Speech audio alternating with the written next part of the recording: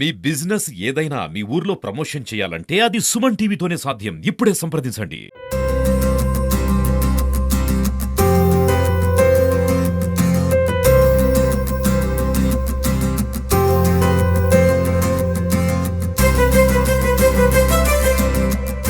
ప్రకృతి రమణీయ దృశ్యాల ఈ ప్రాంతం, ఈ జలపాతం ఉన్న ప్రాంతం, ఈ రంప జలపాతం వచ్చామంటే మనం వేరే ప్రపంచానికి, ఒక స్వర్గానికి వెళ్ళినట్టు అనిపిస్తుంది. ఎందుకంటే అటు ఇటు రహదారికి ఇరువైపుల చెట్లు, ట్రెక్కింగ్ గా భావించే ఒక అనుభూతితో పాటు ఈ గలగలా పారుతున్న ఈ వాటర్ యొక్క సౌండ్, ఏదైతే నీరు గలగలా పారుతుందో ఇది ఒక నీరు మాత్రం సౌండ్ వస్తుంది.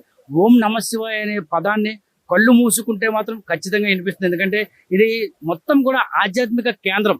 ఎందుకంటే పక్కనే పరమశివుడు, కొండ దిగువన కొండ పైభాగాన కూడా స్వయంభూగా వెలిసిన పరమశివుడు, అల్లూరు పూజించిన శివలింగాలు అయితే ఉన్నాయి పరమశివుడి. ఈ ప్రాంతం నిజంగా ఒక చక్కని అనుభూతిని అయితే ఇస్తుంది. ఎవరు వచ్చినా సరే ఈ ప్రాంతానికి చేరుకుంటే మాత్రం మంచి అనుభూతిని అయితే పొందుతారు. ఈ జలపాతాన్ని చూసుకుంటూ మనం ఎంత దూరం నడిచినా సరే ఆ దూరం అయితే మనకు తెలియదు, ఏ విధంగా అలసట కూడా రాదు. ఒకసారి ఆ సుందర జలపాతాన్ని అయితే చూద్దాం. పాలవలే గలగల పైనుంచి అయితే పడుతూ ఉంటుంది. రండి ఒకసారి ఆ ప్రాంతానికి వెళ్దాం. రంప శివాలయానికి కేవలం కిలోమీటర్ దూరంలో అయితే రంప జలపాతం అయితే ఉంది. ఇది నిజంగా ప్రకృతి రమణీయ దృశ్యాల మధ్య మనసుకు ఎంతో ఆహ్లాదం కలిగించే వాతావరణం చెప్పుకోవచ్చు. ఎండాకాలం, వర్షాకాలం, ఏ కాలంలో అయినా సరే ఈ ప్రాంతం అంతా ఒకేలా ఉంటుంది. ఎప్పుడూ కూడా ఈ జలపాతం అలా నిత్యం కూడా పారుతూనే ఉంటుంది.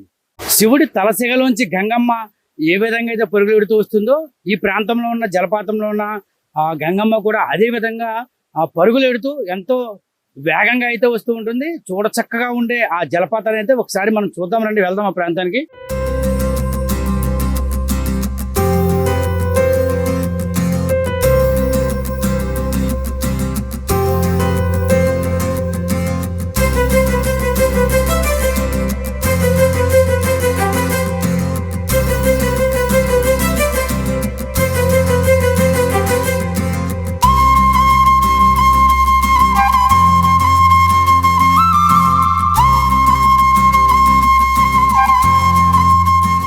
ఇదే ఇప్పటి వరకు మనం చెప్పుకున్న రంప జలపాతం. శివాలయానికి ఆనుకొని ఉన్న ఈ రంప జలపాతం ఎంతో సుందరవంగా మనసును దోచే విధంగా అయితే మాత్రం ఆ పైనుంచి జాలువారుతూ ఉంటుంది.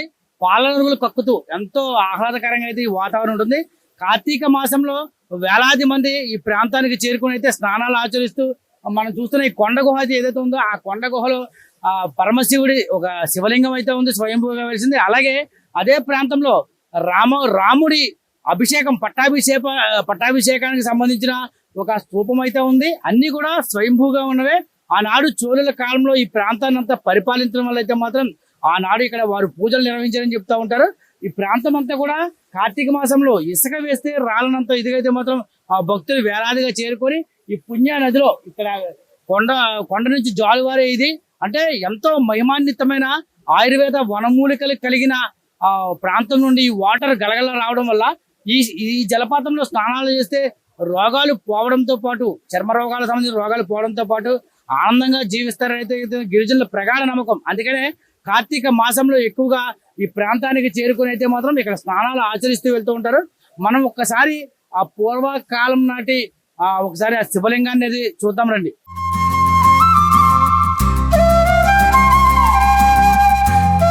పురాణాల్లో ఏదైతే మనం గ్రంథాల్లో తెలుసుకున్నామో దేవుళ్ళు, దేవతలు పురాణ కాలంలో ఉండేవారని, ఈ భూమి మీద జీవించేవారని, ఇక్కడే తిరిగేవారని మనం అయితే కేవలం ఆ గాథల్లో మాత్రమే చదివాం. కానీ ప్రత్యక్ష సజీవ సాక్ష్యాలుగా అయితే మాత్రం ఏజెన్సీ ప్రాంతంలో అణువు కూడా ప్రతిదీ కూడా సాక్షాత్కరిస్తుంది. ముఖ్యంగా శివాలయాలు, ఈ ఆలయ ప్రాంతంలో ఈ రంప నియోజకవర్గ పరిధిలో గల ఎంతో మహిమాన్వితమైన శివాలయాలు అయితే మనకు ప్రతి క్షణం అనుక్షణం ప్రతి ప్రాంతంలో కూడా కనువిందు చేస్తూ ఉంటాయి. ఒక శివలింగం స్తూపాకారంలో ఒక శివలింగం అయితే ఉంది. అలాగే ఆ నందీశ్వరుడు ఎదురుగా ఉండగా పక్కన ఉన్న ఆ రాతి ఆ శిలలపై అయితే మాత్రం రామాయణ ఘట్టం, ఏదైతే ఆ రాముల వారి పట్టాభిషేక ఘట్టం ఉందో ఆ ఘట్టం అయితే క్లియర్ గా ప్రతి క్షుణ్ణంగా అయితే మాత్రం కనిపిస్తూ ఉంటుంది. ఒకసారి మనం వాటిని చూసే ప్రయత్నం చేద్దాం. ఒకసారి రండి. ఇక్కడ మనం చూస్తున్న ఈ సొరంగం ఏదైతే ఉందో ఈ సొరంగం ద్వారా ఆనాడు అల్లూరి సీతారామరాజు వేరే ప్రాంతం నుండి అయితే ఆ సొరంగ మార్గం ద్వారా ఇక్కడికి వచ్చి ఇక్కడ ఉన్న ఆ శివలింగాన్ని మనం విజువల్స్ లో చూస్తున్న శివలింగాన్ని అయితే మాత్రం ఆ ప్రతినిత్యం కూడా పూజించేవాడని ఆ ఇతిహాసాల పురాణాలు అయితే ఉంది. ఇక్కడ చూస్తున్నాం కదా, ఇక్కడ ఏదైతే పట్టాభిషేకానికి సంబంధించిన ఒక రాయి ఉందో, రాముల వారి పట్టాభిషేకానికి సంబంధించి అక్కడ వినాయకుడి రూపము, అలాగే నాగశిల, అలాగే రాముల వారి పట్టాభిషేకం సంబంధించిన విజువల్స్ తో మనం క్లియర్ గా కనబడుతుంది. ఆ పక్కన ఆ వినాయకుడు, ఆది దేవుడు వినాయకుడు కనిపిస్తున్నాడు. ఈ సొరంగ మార్గం ప్రస్తుతం అయితే రాళ్లతో మూసుకుపోయింది. ఒకప్పుడు అయితే మాత్రం ఈ సొరంగం అంతా కూడా చాలా క్లియర్ గా ఉండేది. ఆ ప్రాంతం నుంచే ఆయన అల్లూరి సీతారామరాజు ఈ ప్రాంతానికి వచ్చి ఇక్కడ ఈ శివలింగాలకి వాటికి మాత్రం ప్రత్యేక పూజలు అయితే నిర్వహించి ఇక్కడైతే మాత్రం చేసుకునేవాడు అని చెప్పేసి పూర్వీకులు అయితే చెప్తున్నారు. పూజలు చేశారు, ప్రత్యేక పూజలు చేశారని. నిజంగా ఇదంతా కూడా ఒక అత్యద్భుతమైన దృశ్యం.